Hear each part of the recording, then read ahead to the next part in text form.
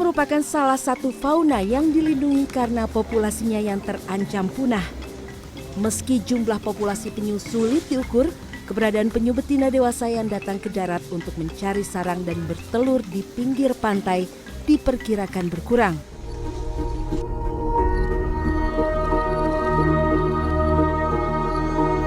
Enam jenis penyu yang tercatat masih ada di Indonesia, yakni penyu belimbing, penyu tempayan, penyu hijau, penyu sisik, penyu pipih, dan penyu lekang.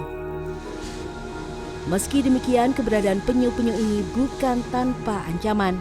Sejumlah faktor seperti alam, pencemaran air laut akibat sampah, kerusakan terumbu karang, hingga ulah manusia yang tidak bertanggung jawab seperti penyelundupan hingga perdagangan penyu menyumbang penurunan angka habitat penyu di alam.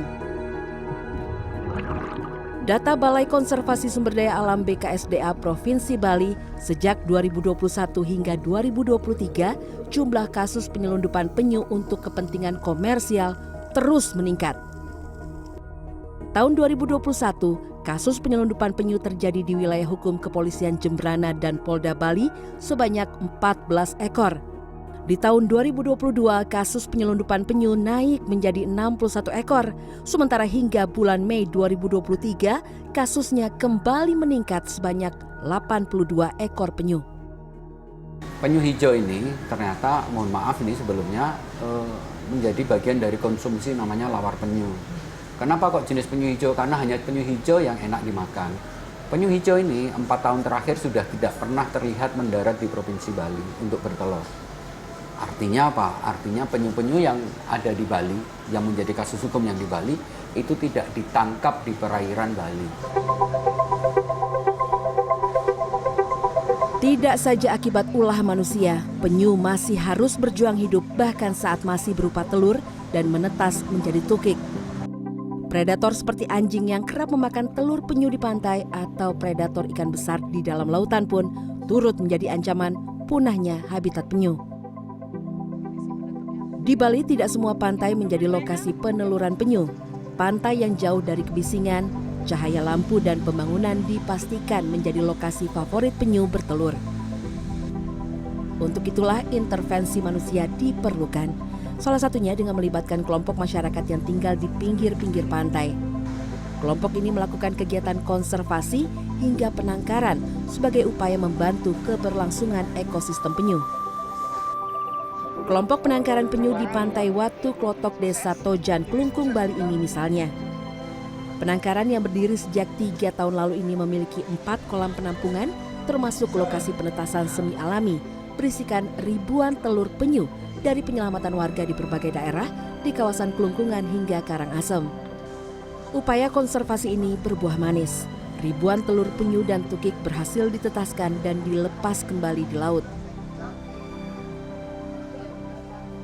Pak, apa sih Pak yang melatar belakangi Bapak akhirnya berinisiatif untuk membangun kelompok ini Pak untuk penyelamatan penyu lah khususnya di Pantai Watu Klotok ini Pak? Yang melatar belakangi yang sebenarnya cuma niat. Ya. Niat ingin melindungi satwa langka. Karena melihat kemarin-kemarin itu 4 tahun yang lalu banyaklah telur penyu yang terbuang dimakan sama anjing. Ya. Juga banyak pencurian juga. Nah, cuma dilandas dengan itu timbul semangat untuk mengumpulkan masyarakat di sini. Ayo kita kumpulkan, kita lindungi. Janganlah dulu kita mengharapkan apa-apa, dulu hasil, janganlah dulu. Kita lakukan dulu, ya. Nanti kalau kita udah bagus ya sistem kan itu pasti ada. Siap.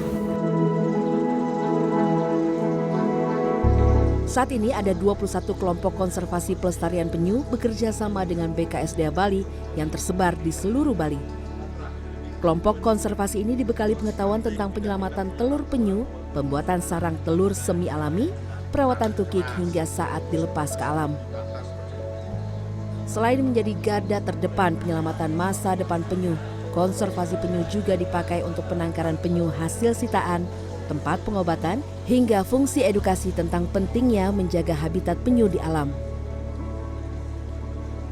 Hal yang kita lakukan adalah sebagai pusat rehabilitasi sebenarnya sebagai tempat perawatan penyu yang kita rawat hasil dari penyelamatan atau kita sebut dengan namanya rescue yang dilakukan oleh tim kita.